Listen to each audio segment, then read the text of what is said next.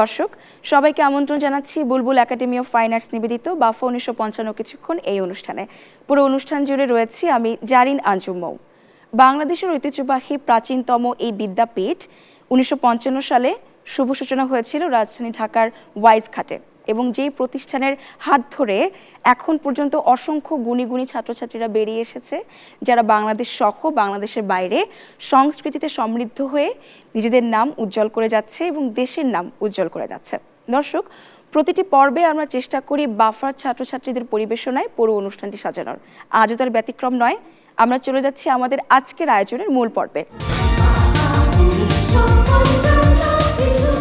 নৃত্যের তালে তালে আমরা আমাদের আজকের অনুষ্ঠানটি শুরু করতে চাই। দর্শক, শুরুতেই রয়েছে একটি দলীয় নৃত্য, পরিচালনায় রয়েছেন গুণী শিক্ষক অনিক বসু।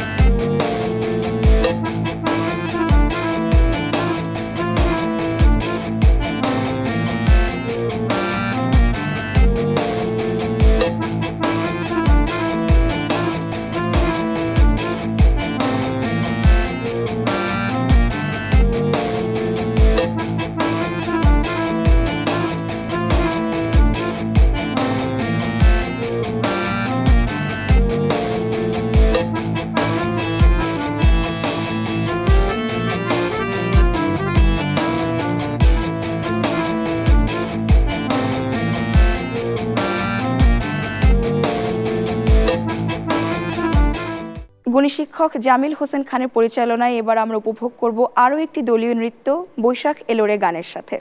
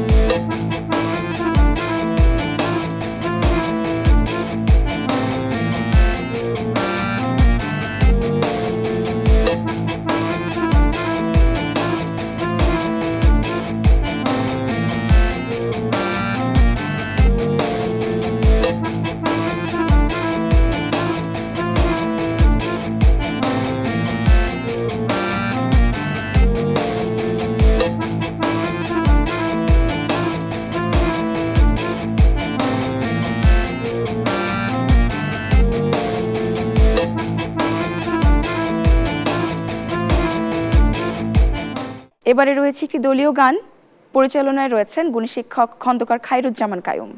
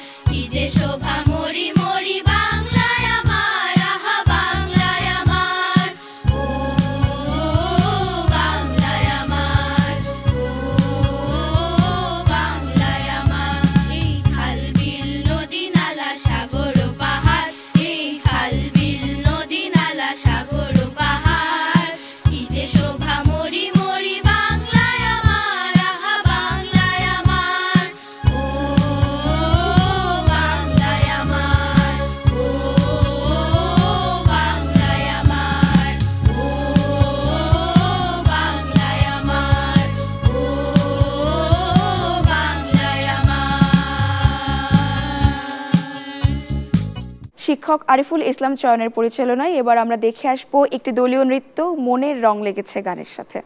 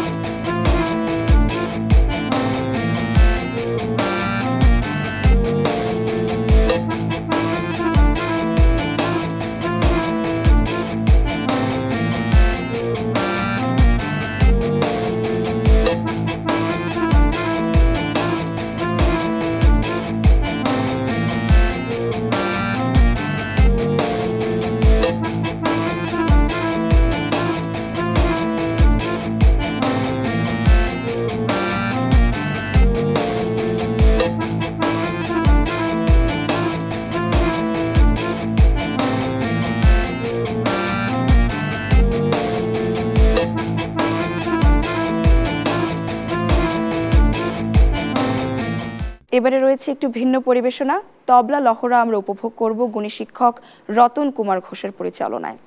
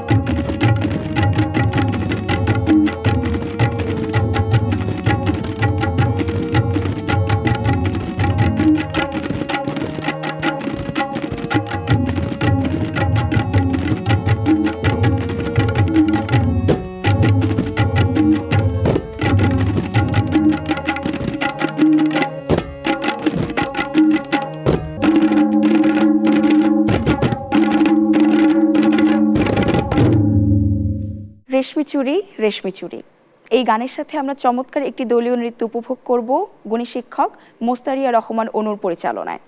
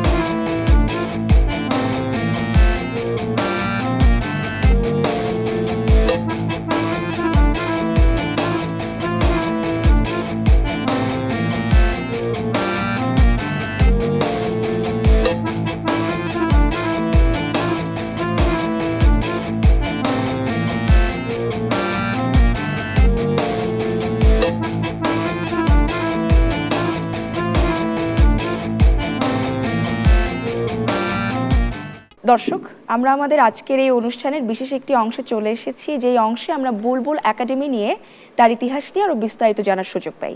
এবং এই বিস্তারিত জানার জন্য আমরা আমাদের মাঝে উপস্থিত পেয়েছি বুলবুল একাডেমি অফ ফাইন আর্টসের সম্পাদক জনাব মোহাম্মদ ফজলুর রহমান স্যারকে। বুলবুল একাডেমির ৭০ বছরের উপরে পথ চলা, তো এই পথ চলার শুরুর ইতিহাসটা ছোট করে আপনার কাছে একটু জানতে চাই। বাফার যে ইতিহাস বা গোড়ার কথা, শুরুর একটি শুরু থাকে, সেখান থেকে যদি শুরু করা যায় তাহলে বেশি হয়তো অনেকটা বলা হয়ে উঠবে। সেই শুরুটি হলো আমাদের এই বুলবুল একাডেমি অফ ফাইন আর্টস বা বুলবুল ললিতকলা একাডেমি। এটির গোড়াপত্তন যেভাবে হলো তার আগে দুই মনীষীর একটু ইতিহাস আছে। একজন মাহমুদ নুরুল হুদা, আরেকজন বুলবুল চৌধুরী। দুজনেই বেকার হোস্টেলে থাকতেন। সেটি প্রায় 1934-35-36-এর সময়ের কালের কথা। একজন সেন্ট জেভিয়ার্সে পড়তেন, আরেকজন খুব সম্ভব প্রেসিডেন্সি কলেজে পড়তেন। একজন রাজনীতির মানুষ, একজন শিল্পকলার মানুষ। রাজনীতির মানুষ মাহমুদ নুরুল হুদা, তিনি চেয়েছিলেন তার বন্ধুকে রাজনীতির মানুষ করতে, কিন্তু সেটি হয়ে ওঠেনি। বন্ধু শিল্পী এবং শিল্প সত্তার দিকেই সে ধাবিত হয়েছেন। সে রাজনীতির মানুষটিকে শিল্পের সাথে প্রেমে জড়িত করেছিলেন বুলবুল চৌধুরী। সেই যে স্বপ্ন, বুলবুল চৌধুরীর স্বপ্ন বাঙালি মুসলমানের চেতনার জগৎ বিকাশে, চিন্তার জায়গাটিকে একটি ব্যক্তি দেওয়ার জন্য তার যে চেষ্টা এবং সাধনা ছিল, সেটি শিল্পকলার মাধ্যমে, বিশেষ করে উনি নৃত্যকলাটিকে বেছে নিয়েছিলেন। তাছাড়া উনি উপন্যাস, কবিতা, ছবি আঁকা, এই মাধ্যমগুলোতেও কাজ করেছিলেন। সেই যে স্মৃতিচারণ, আমরা তো ওই সময়কালটি দেখিনি। আপনার উদ্দেশ্যে যারা টেলিভিশন সেটের সামনে আছেন তাদের সামনে আমি এই বইটি তুলে ধরছি। এই বইটি বাংলা একাডেমি থেকে প্রকাশিত হয়েছিল। এটি হয়তো এখনও খোঁজ নিলে পাওয়া যেতে পারে। আমি এই বইটি পড়তে যে এতটা বিস্মিত হয়েছি এবং ইতিহাস জেনে যে কিভাবে আজকে যে বুলবুল একাডেমি দাঁড়িয়ে আছে, তার পিছনে যে দীর্ঘ স্বপ্ন এবং সেই স্বপ্নের যে বুনন, সেই বুনন মানে বিস্ময়ের পর বিস্ময়। তার বুলবুল একাডেমির দীর্ঘ সময়ের পথ চলা, ৭১ বছর চলছে এই একাডেমির। তো এই একাডেমির আপনার দিক থেকে জানতে চাই যে প্রতিষ্ঠান নিয়ে আপনি কোনো রকমের অপূর্ণতা দেখছেন কিনা, এবং সেই অপূর্ণতাটি আসলে কিভাবে পূরণ করা যেতে পারে। আমাদের এই বুলবুল একাডেমি, এটিকে একটি মহাবিদ্যালয়ে আমরা রূপান্তর করতে পারতাম, সেটি আমাদের হয়ে ওঠেনি। তবে সেই স্বপ্নটি আমাদের আছে। আমরা যাতে যেই জায়গাটিতে আমরা এখন আছি, এই সম্পত্তিটি ভূমি মন্ত্রণালয়, সরকারের ভূমি মন্ত্রণালয়ের অধীনে, আমরা তাদের কাছে লিজে অবস্থায় আছি। তো সেখানে আমরা তাদের বরাবর বারবার আমরা আবেদনও রেখেছি যাতে এই ভূমিটি একটি দীর্ঘস্থায়ী লিজের ব্যবস্থা আমাদের যদি করে দেন, তাহলে আমরা হয়তো যেই অপূর্ণতাটি আমাদের পূর্ণতার পাবে, সেটি ওখানে আমরা একটি এই বিশেষ করে শিল্প সাহিত্য সংস্কৃতি চর্চার একটি মহাবিদ্যালয় আমরা হয়তো গোড়াপত্তন করে যেতে পারি। সেটি একা তো হবে না, সমাজের সবাইকে নিয়ে, সরকারকে নিয়েই করব। দর্শক, আমরা আমাদের আজকের এই আয়োজনের পরবর্তী অংশে চলে যাচ্ছি।